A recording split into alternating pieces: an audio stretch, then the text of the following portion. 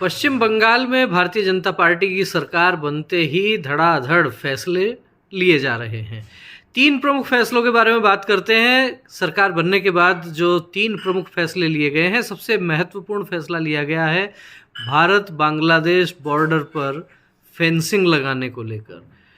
मुख्यमंत्री शुभेंदु अधिकारी ने कहा है कि 45 दिन के भीतर भीतर भारत बांग्लादेश बॉर्डर पर फेंसिंग लगाने के लिए बीएसएफ को गृह मंत्रालय को ज़मीन सौंप दी जाएगी और इससे अवैध घुसपैठ पर निश्चित रूप से लगाम कसेगी।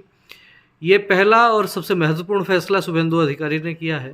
दूसरा फैसला जो है वो किया है, अभी तक पश्चिम बंगाल में आईपीसी और सीआरपीसी ही लागू हो रही थी। केंद्र की ओर से जो नई भारतीय न्याय संहिता बीएनएस जो लागू की गई है वो अभी पश्चिम बंगाल में लागू नहीं की गई थी, तो उसको लागू करने के लिए भी आदेश निकाल दिए गए हैं, उस पर भी काम शुरू हो गया है। और तीसरा और महत्वपूर्ण फैसला जो है वो है आयुष्मान भारत योजना का। आयुष्मान भारत योजना देश भर में लागू है, केंद्र सरकार की योजना है, लेकिन ममता बनर्जी की जिद के कारण पश्चिम बंगाल में वो योजना लागू नहीं हो पा रही थी।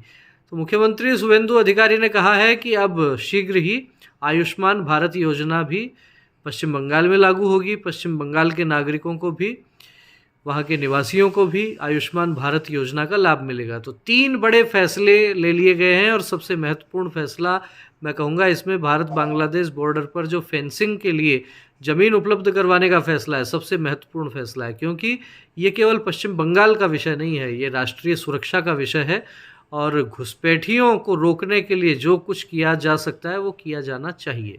इसलिए सबसे महत्वपूर्ण फैसला भारत बांग्लादेश बॉर्डर पर फेंसिंग लगाने का।